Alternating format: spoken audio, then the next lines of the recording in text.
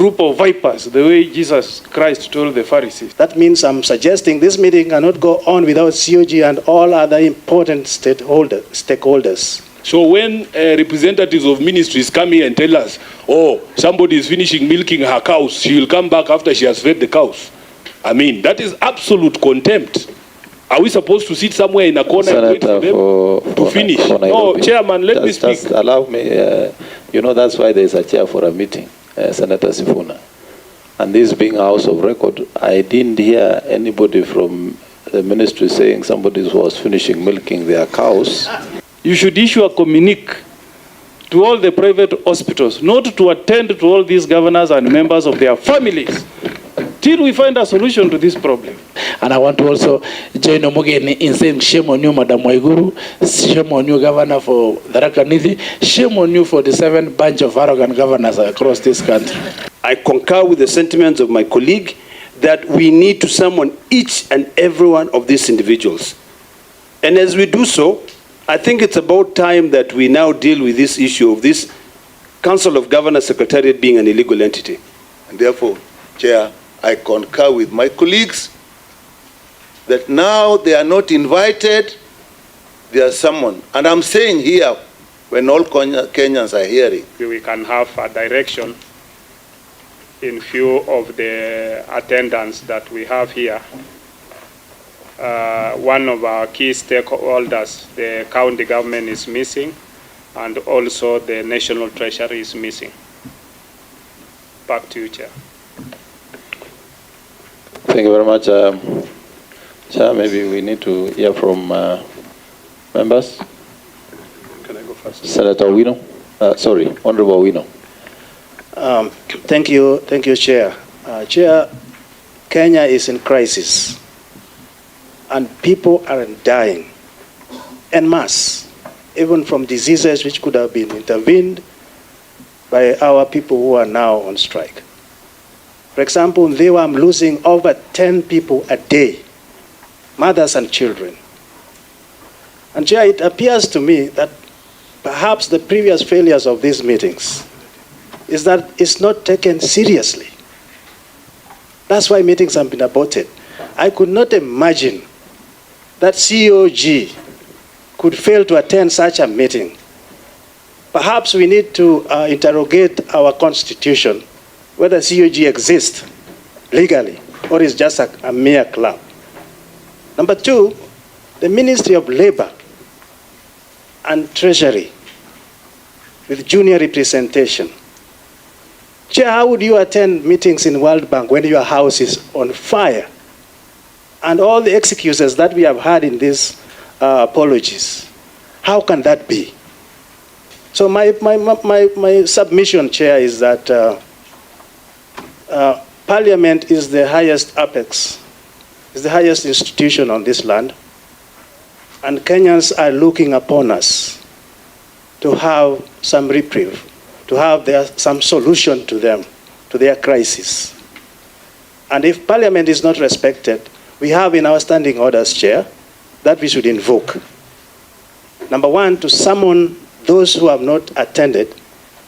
That means I'm suggesting this meeting cannot go on without COG and all other important stakeholders, and put them on summon as soon as possible, as our standing order says, so that we have all the players on table and come up with a resolution to save the lives of Kenyans. So, Chair, I suggest we stand this down and evoke our summons so that we have a full house that can make a resolution that abides and can help Kenyans. Thank you, Chair. Senator Ledama. Thank you, Mr. Chairman. Mr. Chairman, I've looked at the invitation that went out, and these were the persons who were invited, and I've not seen any of them here. The Cabinet Secretary, Ministry of Health, the Cabinet Secretary, National Treasury, the Cabinet Secretary, Ministry of Labor and Social Protection, the Chairperson, Council of Governors, the Chairperson, Salaries and Remuneration Commission, the Chairperson, Public Service, the Secretary General, Kenya Medical Practitioner and Dentist Union, I think I've seen that person here. The Secretary General, Kenya Union of Clinical Officers, I believe I've seen that person here.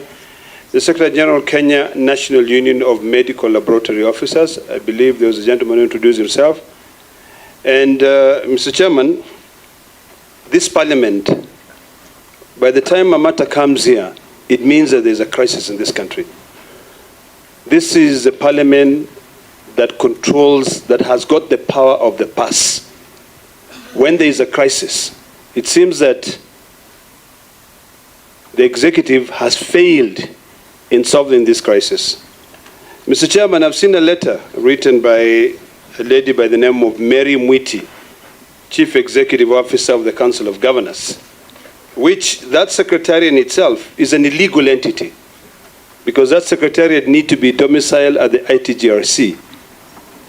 You know, whenever we have historical injustices and nothing seems to be done to resolve them, we continue completely being in contempt. Mr. Chairman, what these entities have shown to Parliament is contempt. And we've got the powers. If you read Article 125, read together with Article 153.3, Cabinet Secretary shall attend, not may attend, shall attend to the committees of either House. Today, Mr. Chairman, the committees of both National Assembly and the Senate are seated here to be able to resolve this crisis. Yet, we are being shown contempt. I've heard my good friends, the PS, saying that the Cabinet Secretary of Health is in another function when this country is bleeding, when people are dying, when hospitals are closed. The Council of Governors, who are busy running around, agreeing to everything they are being told by the executive, and that they know that health is devolved and their hospitals are closed, are not here. The chairperson of SRC, who was involved herself in the matter, that there is a CBA which was agreed upon, is not here. Mr. Chairman, we cannot continue, entertaining such contempt. I concur with the sentiments of my colleague that we need to summon each and every one of these individuals. And as we do so, I think it's about time that we now deal with this issue of this Council of Governors Secretariat being an illegal entity. Because I think if it was domiciled at the ITGRC where the law mandates it to be there, I think they would have taken this matter seriously and be able to come in here. So to be able to save Kenyans and to stop, going dilly-dallying and going around this issue, not knowing what is happening, we must have Treasury here to tell us where the money is. We are the House that have the power of the purse.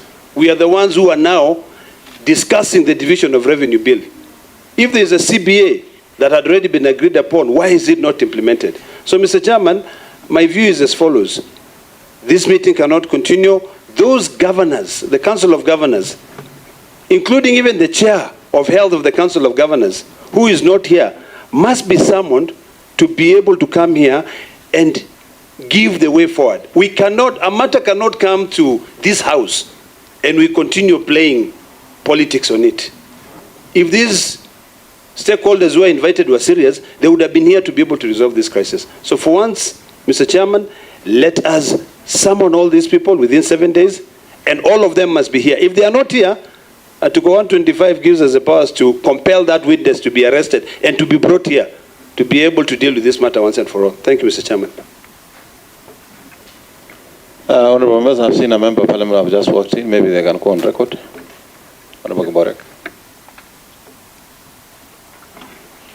Kiburi, Ruben, member of parliament, Magoti, and a member of health committee. Thank you. Principal Clerk, also. My name is Stephen Gekonyo, Principal Clerk to the Committee of Senate Health. Thank you. Honorable Dr. Nyikal. Thank you, Chair. All the substantive offices from the executive that have been invited by Parliament have not turned up. They have actually sent representatives. As my colleagues have said, not all the meetings they have attended are as critical as what is happening in the country. When this strike started, and people were talking numbers about 2 weeks ago, we were told 2-3 weeks ago, 500 people have died. I do not know whether anybody is keeping records, but I'm sure more are dying. At least I know 3 that have died, and I know 1 that came and nearly died in my house, having gone all over looking for health services. So these officers who are not attending this important meeting are actually the cause of the deaths of these Kenyans. It is a lack of understanding of what our responsibilities and mandates are. If these people are dying from fire, from a flood, or from road accidents, or from air crashes, all these people, their mandates would be there, showing that they are concerned. But because these people are dying in their houses, they are not concerned. At this level, people are expected to understand what is the meaning of a decision they made in a meeting to a person in a distant village, without seeing photographs of those deaths. In my view, they have actually caused the deaths of Kenyans and let Kenyans down. The Council of Governors represents the governors, the 47 of them. They are the employers of the largest number of health workers. And the strike affects their functions or their services more than any other person. None of them has appeared here. The country must hold them accountable for that. Treasury pays everybody. Everybody. They needed to be here. Even if we were to reach a decision, who are the 2 entities that would be most critical in this? The Treasury, what have we been told? There is no money, isn't it? Who tells us whether there is money or no money? It's the Treasury. If there was money, who is to pay them?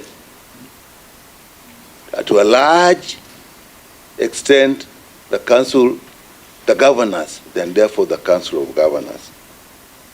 In my mind, those people are so key that we cannot really have a meeting, even if we agree. Where will that agreement go? And therefore, Chair, I concur with my colleagues that now they are not invited, they are summoned. And I'm saying here, when all Kenyans are hearing, when we call cabinet secretary, we call cabinet secretaries. We are not calling permanent secretaries or directors. Those are not in our standing orders. So I agree, Chair, that we now summon, not invite these people, so that we have a serious meeting, even if we meet for 24 hours at a stretch, the way interns work, we will do it. And then when we conclude, we have people sitting there who can make decisions, not going back to another person to seek direction. Thank you, Chair. Thank you, Honorable Madenge.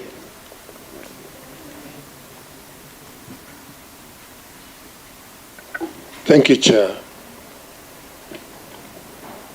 Chair, the truth of the matter is that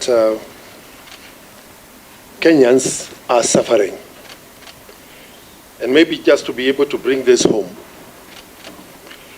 before us here, In Nyeri, I have a young man who fell from a tree and could not, actually injured his spine, could not be admitted at the Nyeri PGH. The parents could not be able to raise the deposit required at Madari Mission Hospital, which is the next alternative. Last week, a fundraising was conducted. The money raised was not sufficient for that young man to be operated on, and the family has asked for that young man to be discharged. We are now trying to get him transferred to the spinal injury hospital. The reality is Kenyans are suffering. And the time for bucks passing and grandstanding has to stop. It has to come to an end. And I agree, Chair, that it is not possible for us to continue with this sitting in the absence of the Council of Governors and the Treasury. And also the Ministry, the CS Labor and CS Health Services. Because it is not just about the current stalemate. It is also about us as a nation avoiding finding ourselves in this quagmire again in the future. And the people who are bearing responsibility in ensuring that Kenyans receive the services that they deserve from our government must take their responsibilities seriously. I therefore concur, Chair,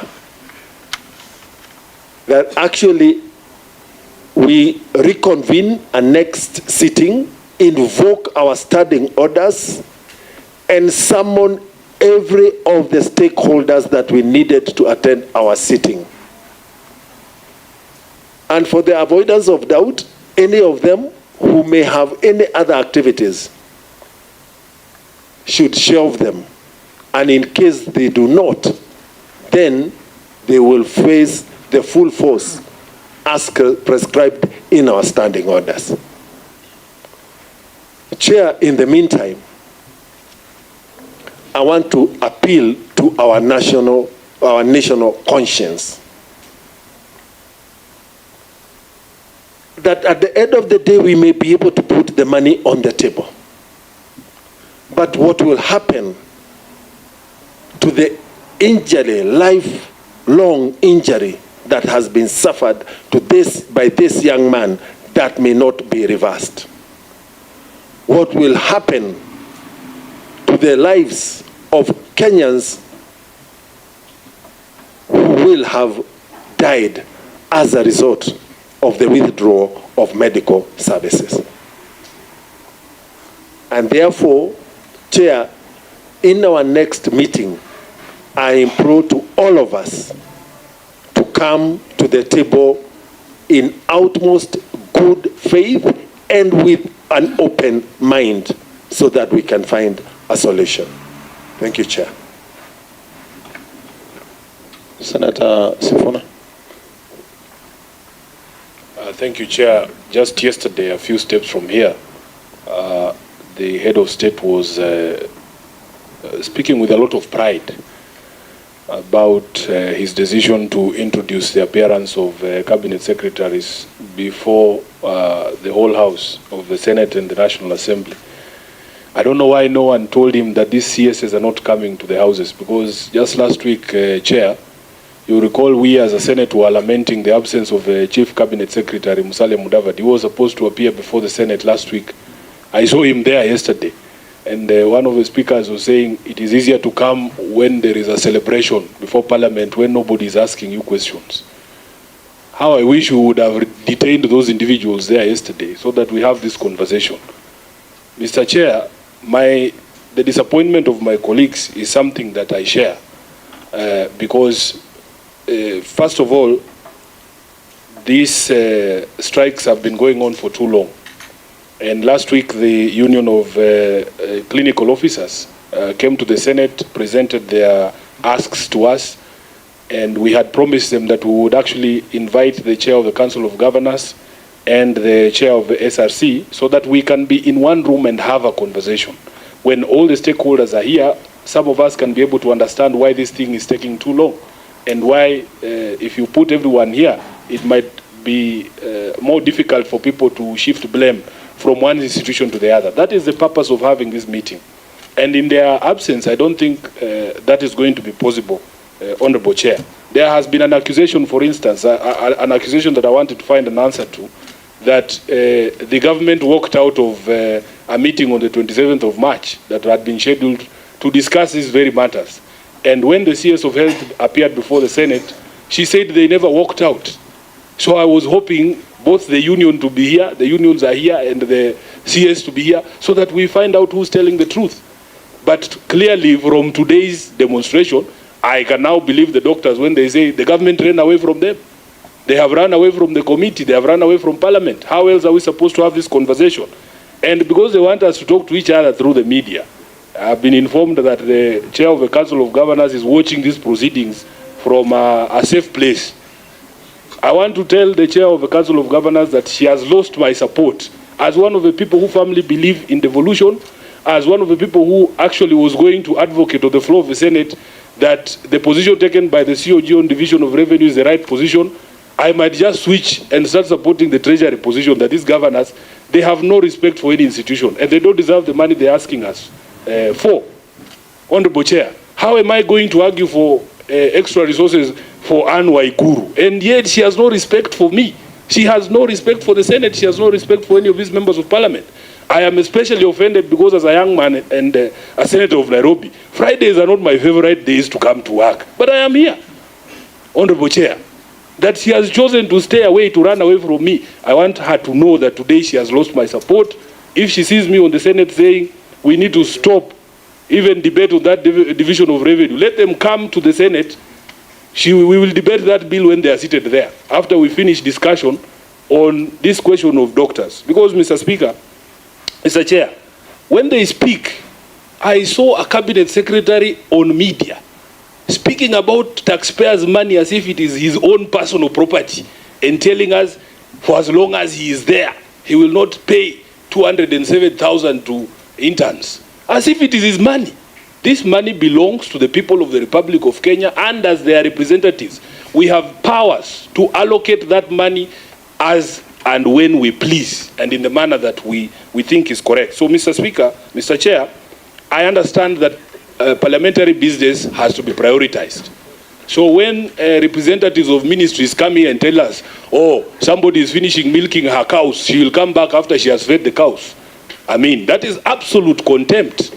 Are we supposed to sit somewhere in a corner and wait for them to finish? No, Chairman, let me speak. Just allow me, you know, that's why there's a chair for a meeting, Senator Sifuna.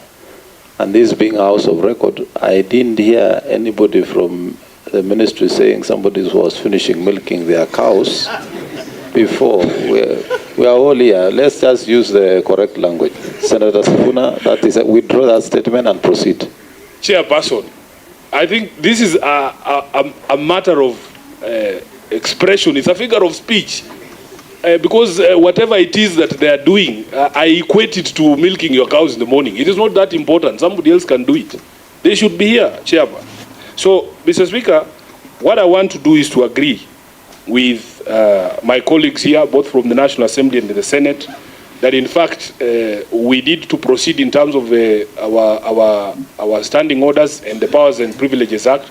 And members of the National Assembly who are here, we want to beseech you, because we in the Senate had already passed an amendment to the Powers and Privileges Act to enhance the fine for people who don't show up here. Because finding a governor 500,000 shillings we have found is very ineffective. These people are very liquid. Honorable Kiburi, these people have money. Finding somebody 500,000 shillings in today's world is nothing. So we had enhanced the fine to 2 million shillings. We want you to pass that amendment very quickly, Honorable Nyikal.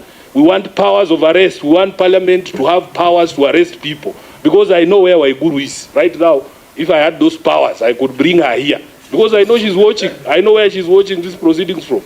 Yeah. So, Honorable Chair, with those few remarks, I want to support those who have said that we cannot have a conversation about these matters in the absence of the key stakeholders who are here, and we want them to be in the same room so that all our questions can be answered at once. I was really looking forward to having a meeting where we walk out of this door today and tell the Kenyan public that all the strikes have been called off. But unfortunately, we have to suffer some more because of the contempt that these individuals are showing Parliament. I thank you, Chair. Honorable Mary Maingi. Thank you, Chair. I want to associate myself with the sentiments of my colleagues that the absent officers must be summoned. Kenya is in a crisis. People are dying every day, and they'll continue to do so unless we unlock this stalemate. We cannot fix anything in this country if we do not have people, or if we don't have healthy people. It is sad that other people are not taking it as a crisis. We do. And everybody needs to stop the clock to have this unlocked. Those are my view, Chairman. Thank you very much. Vice Chair, Senator Mariam. Thank you, Chair.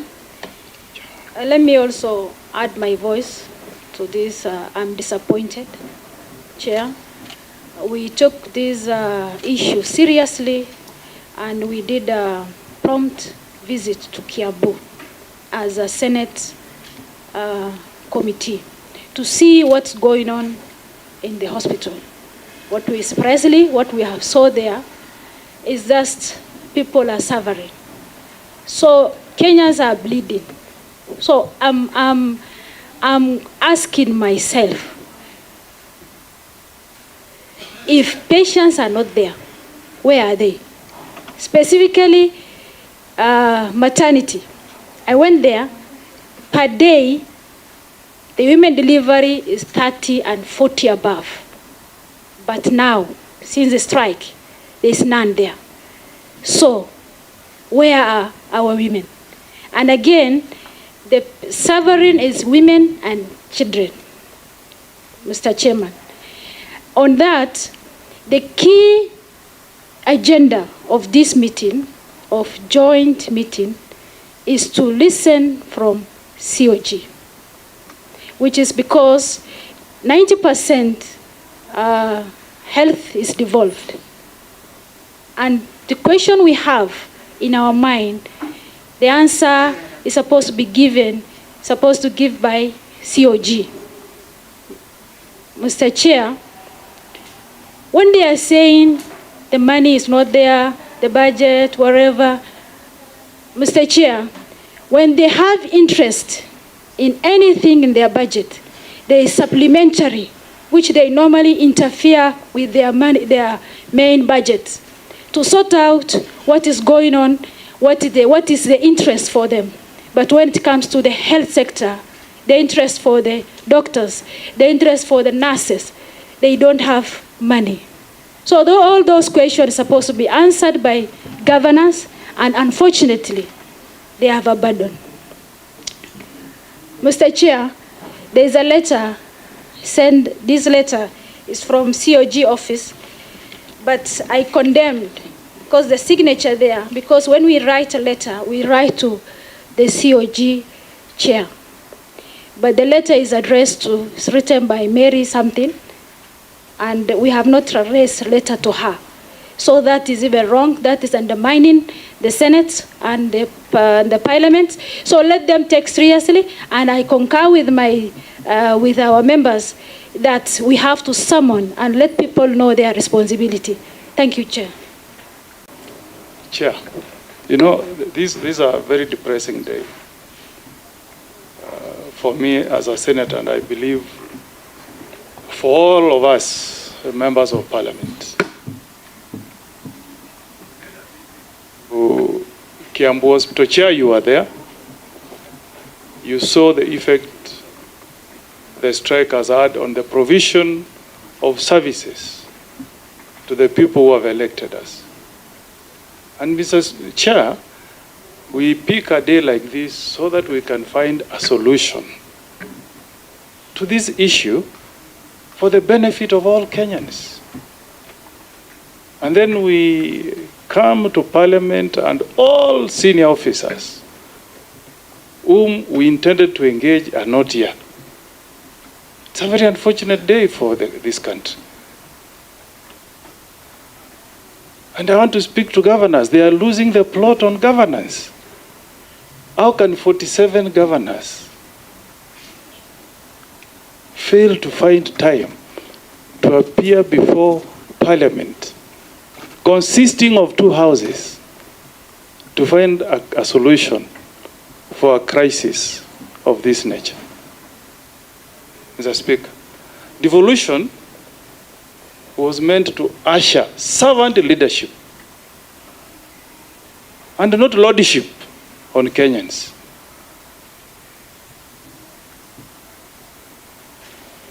Chair, we have COG Chair Anne Waiguru. We have the Chair Committee of Health, Governor for Tharaka Nithi. None of them has made any communication to this House. And you know, Chair, maybe we need to remind the country, our CS Health, CS Labor, CS Treasury, the Chair COG, the Chair of Health Committee of Council of Governors, that what we are facing is not a game being watched in a stadium. These are health crises. And unless we find a solution, it still remains a crisis. Any of us can find he or herself in an unfortunate situation where you land into a public hospital. Last year, Chair, we lost an MC who was involved in an accident along Maimaiu. The nearest health facility was Naivasha County Referral Hospital. That's where they were taken. Unfortunately, we lost one. This Friday, in Nyamira, in Nyangoso, we are burying a 62-year-old lady who fell from an avocado tree, was rushed to Nyamira County Referral Hospital. There was no doctor on site. She died. She's being buried today. And yet, we are giving this matter a very casual approach. You can see, Chair, the commitment of all these members of Parliament. Because we want value for money for Kenyans. But it seems our governors and our CSS want to derive joy from the suffering of Kenyans. And if it is true, the way Senator Sifuna is putting it, that Chair COG is watching these proceedings from the comfort of our office, I'm telling you, shame on you, Waiguru. Shame on you. And your group of vipers, the way Jesus Christ told the Pharisees. This is a serious matter, Chair. And I want to speak to Dr. Alwach. You say you have been in practice for 56 years. You are representing Kenya Medical Association of Doctors. If you had powers on a day like this, the 24th of April, 2024, you should issue a communique to all the private hospitals, not to attend to all these governors and members of their families, till we find a solution to this problem. We have been put here by Kenyans who have elected us to serve them. A strike cannot exist from 13th of March. 54 days. And people are not taking the issue seriously. It's not right. So, Chair, I want to agree fully with the sentiments that have been expressed by other members that we cannot proceed unless we have COG on the table, we have Treasury on the table, and maybe the SRC, so that we find a solution that can be long-lasting. And we want to see our public hospitals working. I close with maybe a very sad observation. When you hear a governor saying that interns don't work for us, yet if you go to county hospitals or health facilities in counties, these interns, in quotes, are the doctors who are manning the hospitals. So you cannot pretend to say that you don't know who interns are. They are there in our hospitals. So, Chair, let us make a decision that we issue summons to this, to all the parties who did not attend today. We convene a date. If they don't... Honorable Kiburi. Thank you, Chair. This is one of the lowest moments in the Republic of Kenya, Chair. And we are here not to just solve the issue at hand, but for posterity. Chair, all these members here have busy work to do. All these leaders here have serious business to attend, but we deliberately made a decision to come here. It is unfortunate, Chair, that the Council of Governors, led by their chairperson, decided not to come here. Chair, they are the biggest beneficiary of what we are discussing here, because the hospitals are basically devolved. And devolution has been a very emotive issue that we should support devolution, but we should not support arrogance in the name of supporting devolution.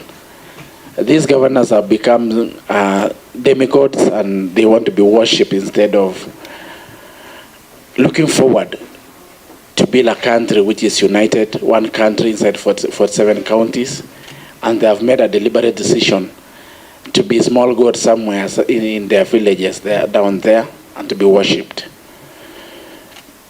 Chair, the biggest thing we lack in this country is patriotism, because this is a moment that we should come together, including the KMPDU, the members of parliament.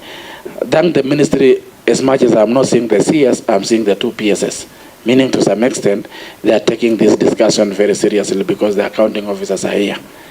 But for Council of Governors, Chair, and I want to ask Senate to investigate, because there's a word around that the biggest cost workers in the counties are in the health sector, and they take that leverage to employ their goons in terms of extension officers, or to go around with them. You find a governor moving around with 500 people who are paid by a county without work to do, but just to be goons and to be heckling people in functions. And this governor should be investigated thoroughly, so that they should go to an extent of sacrificing serious doctors in return of employing their goons to be moving around with them and for their political expediency. Chair, there's a Mogotio proverb which says, if the sun claims superiority over the moon, let it shine at night. Chair, there's a Mogotio proverb which says, when I chair and I repeat, if the sun claims superiority over the moon, let it shine at night. The same Council of Governors will come to us and seek for further addition of revenue. They'll come for us asking for budget. And at the moment when we want to discuss issues, they are claiming superiority. Chair, we want to tell them, shame on you, because these are very sensitive and serious matter. We should be taken serious by each and every stakeholder in this sector. I agree with Sifuna that finding the 500,000 is like, asking them for a cup of coffee. In fact, 2 million, Sifuna is a bit small, should be 5 million.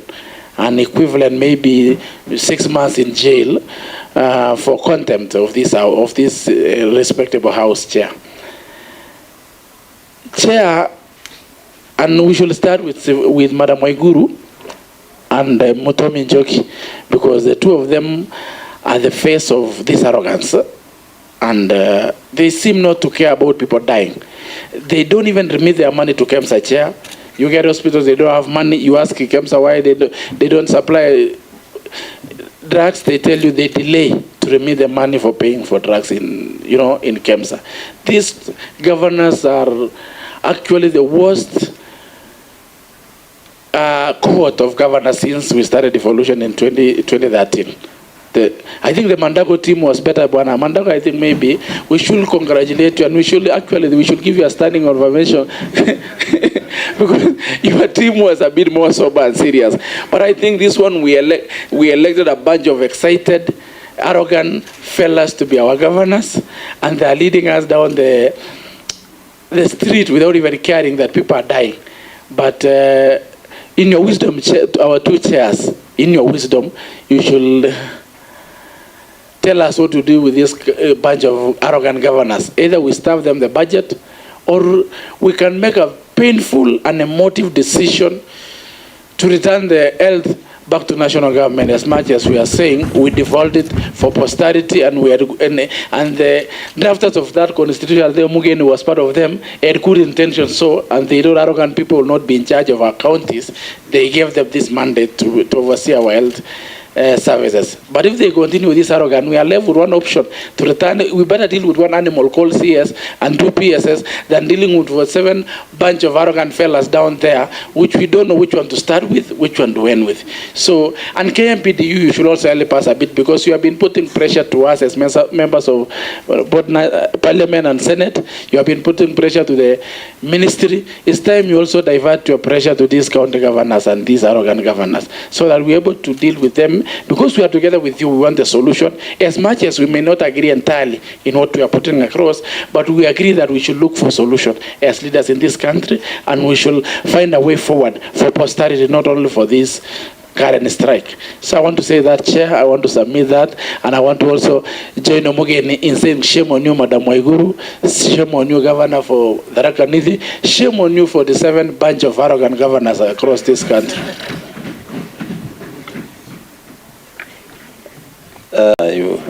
When you are told shame on you is a very dangerous statement. But I am now a senator for avoidance of doubt.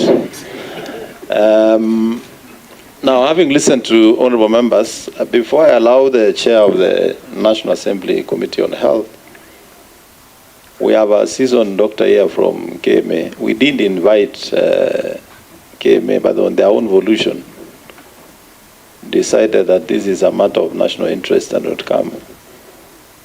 Looking at the years of experience and the white hair, and being African and Africa is our business, we can benefit from the counsel of and wisdom of Elder Dr. Olwach. So in this whole team, Daktari, I'll allow you at least 4 minutes to make a few comments before I allow the chair of the National Assembly. We dealt with these issues before.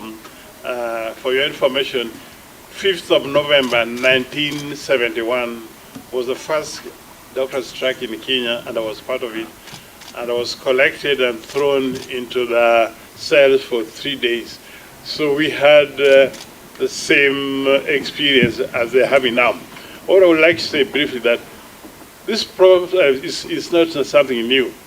The exact issues that occurred in 1971 are the same occurring now, 53 years later. It looks like we are not making any effort.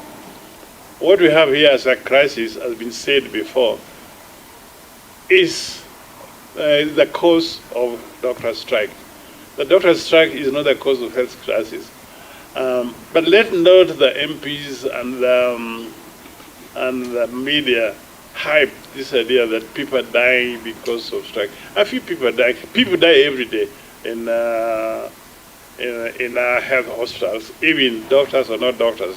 But at the moment, of course, there's a little bit excessive suffering, maybe not death.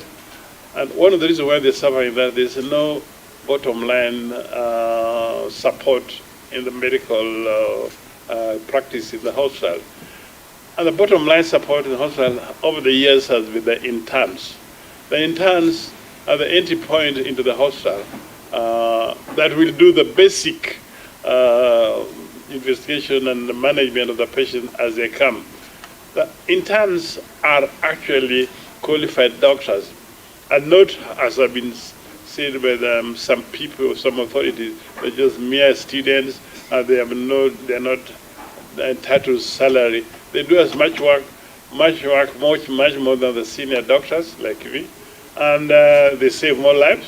So they should be given the salary and the respect they need. At the moment, the doctors as a whole are not treated with the respect they deserve. You talk of welfare of wananchi, but you should also think of welfare of the doctors, because without the welfare of the wananchi, of the doctors, the wananchi will not have the welfare. So we must, and foremost, before even discuss detail of CBA with the MPD, we should consider seriously the issue of the intern. There's no point training doctors. They spent 6 years in the university, and then you come and throw them on the streets. They look like beggars. That is not fair. I think it should be automatic that once you qualify as a doctor, and you got 2 degrees, you should give in a salary concomitant with your 2 degrees, as opposed to somebody who's got BA only. And there should be no question about it that they are employees. They may not have that permanent contract, but they are employee the moment they enter the hospital, and they should be considered as that and given the due respect they deserve, and not belittled or fear that there are some useless beggars on the street looking for employment. No, they deserve it and they have it.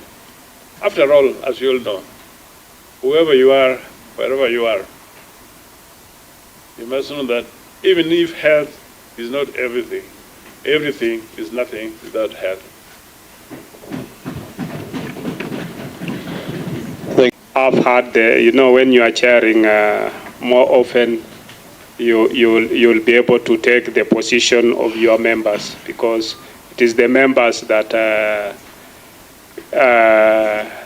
make the decisions. Chair do not have a position. You take the position of the members. On behalf of the Committee of Health of the National Assembly, I would want to acknowledge that the 2 PSs for Ministry of Health, that's PS Kimutai for Medical Services and PS Mary Mudhoni for Public Health and Professional Standards, are here. And the CS had actually called me to indicate that as soon as she finishes with the cabinet meeting, she will also be joining them.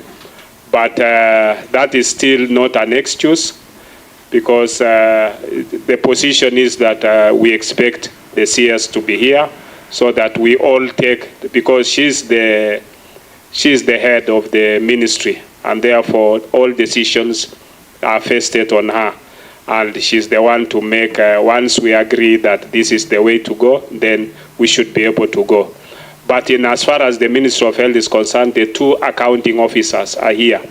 And this Committee of Health is the committee that makes the budget. So anything that once we agree, then with the Treasury and agree with the Ministry, then ours as an oversight body will ensure that that reflects in the budget, so that everything that is agreed on can be implemented. I've checked the budget for the Ministry of Health, and I've seen the 2.5 billion is already there in the account from Treasury. But the most important thing is for the ministry and the Council of Governors to negotiate and agree, because all these doctors, the interns we are talking about, they are working in the county governments. Their internship is in level 4, level 5, and some are in the national hospitals, national teaching and referral hospitals, but the bulk of it is within the county governments, and therefore it's important that the Council of Governors, represented by the Chair Council of Governors and the Chair Health should be here before this committee, so that we are able to discuss. It's not just about, I've seen the issues in the CPA, it's not just about the issue of salaries for interns, but also, among other things, the conditions for which they are working. How do we make sure that those conditions are met? And my appeal to both parties is that there is a give and take. Let's not maintain hard standards. Let's look at if we can be able to come to a middle ground and agree, so that we can move forward as a country. I want to take the position that my committee has taken, and that is that this meeting will not be able to proceed in view of the fact that the Council of Governors has totally not sent any representation here, not even the Secretariat, not even the person who signed that. So I think having, this meeting has been postponed twice before today for various reasons. And having a joint sitting between the National Assembly and the Senate is not a very easy thing. And it calls for a lot of consultations between the senators and the members of the National Assembly so that we can agree on a date. It's not a very easy thing to convene such a meeting. And therefore, this is an opportunity that they are missing out. But no, everything is not lost. We want to agree with my colleague and with the senators and the members of the National Assembly that we can still give them another chance so that they can appear before this committee. We'll be able to issue summons. My members have resolved that we issue summons. And I want to assure Honorable Sifuna and Honorable Ledama that when your bill on the summons comes to the National Assembly, we will actually raise the figure to 5 million. And we'll be able to make sure that there is arrest and even imprisonment for 6 months so that it becomes a lesson so that we can be able to enforce. We are in agreement with you, and I'm part of the team in the National Assembly that will make sure this will pass. So with those few remarks, my co-chair, I want to hand it back to you. Members, Secretariat, and the stakeholders who have managed to appear before this joint sitting. Having listened to members as chair and as co-chair, the decision the members have reached, we have no power to overturn. But before we go to that, allow me also to make a few comments as a senator and also a member of the Health Committee before we make the final decision of this joint sitting. That one, having served as a governor myself and looking at the level of contempt of COG in this very important sitting, I think I now understand why there has always been bad blood between National Assembly and the Senate. And I can now confidently say it's not attributed to anything but the bad behavior of governors towards this. I now understand why some time back governors wanted not to appear before Senate and parliamentary committees. And they went to the extent of going to go to court. But let me be on record myself as the former governor of Waiguru. I honored all the summons of parliament, except one when I was on paternity leave, and it is my constitutional right. And my deputy governor then appeared before that committee.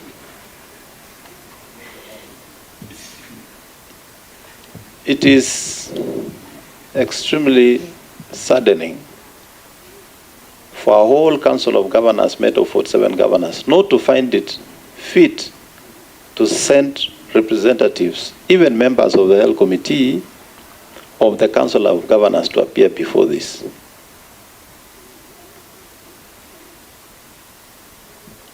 This is not a meeting that is meant to entertain any party. This was a meeting that was meant to bring everybody into a sitting and find a lasting solution to this problem. And you can hear from Dr. Oluoch that these things began in 1971. Probably even a majority of us seated here today and managing health were not born then. It is not excusable for cabinet secretaries not to attend, and I've heard what Senator Sifuna said that the president yesterday indeed made a statement that cabinet secretaries now appear before parliament. I think we in parliament have been lax to invoke the necessary standing orders and powers of government, not only to summon, but actually to indict them and even impeach, so that they can take the seriousness of Parliament and matters of this House very seriously. Because Parliament is the official representative of Kenyans. When we congregate in Parliament, all Kenyans have congregated in Parliament and sent their views through members of Parliament and members of Senate. And it is not necessarily that in that Parliament we also all agree in all the issues. And those are views from Kenyans from all over the country.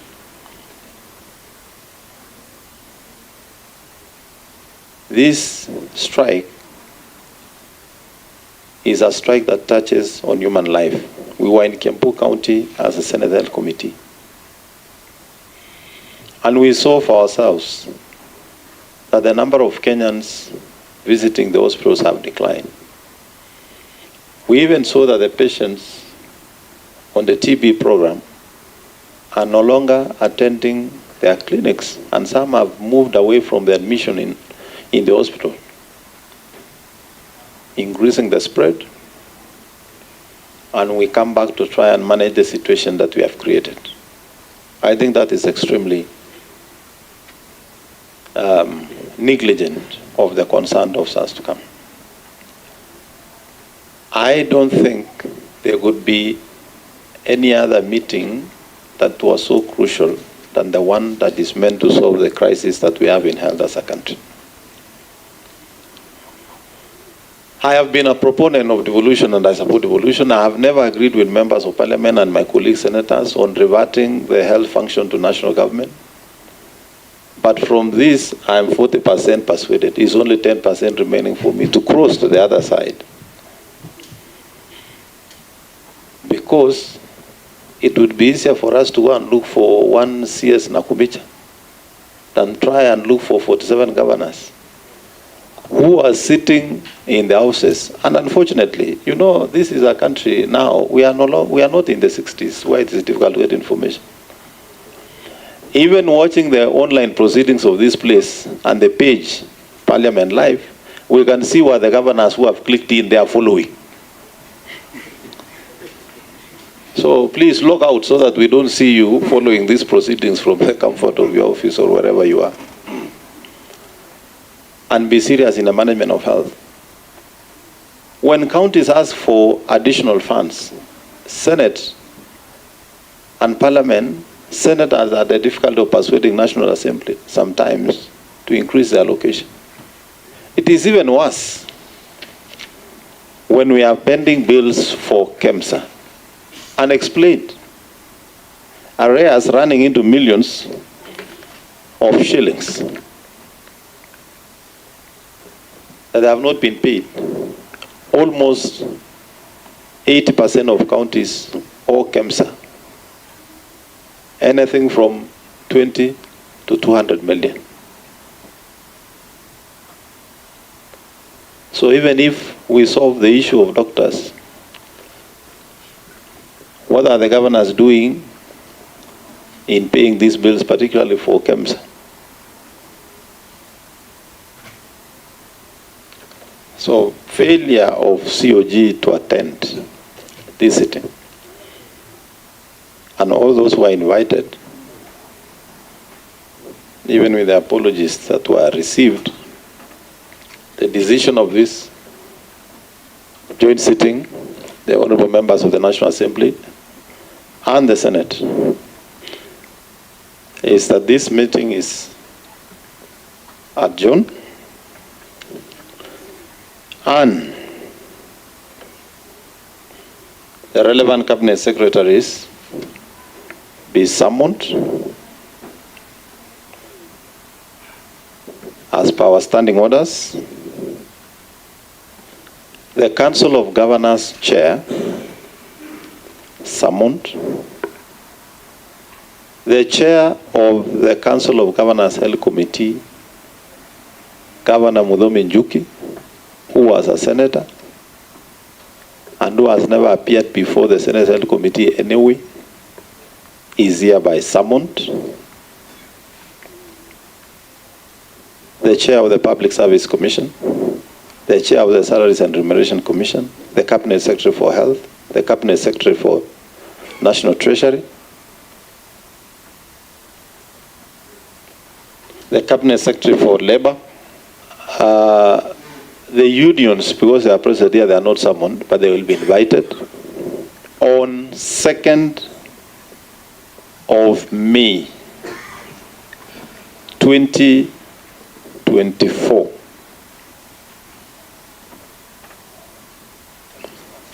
Thursday, 2nd of May 2024 at 10 a.m. And because of the importance of that meeting and the numbers that we expect,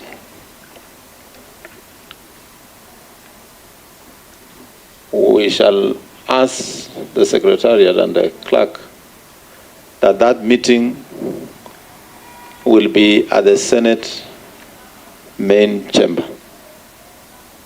at 10 a.m. And it is so ordered. So this meeting stands adjourned.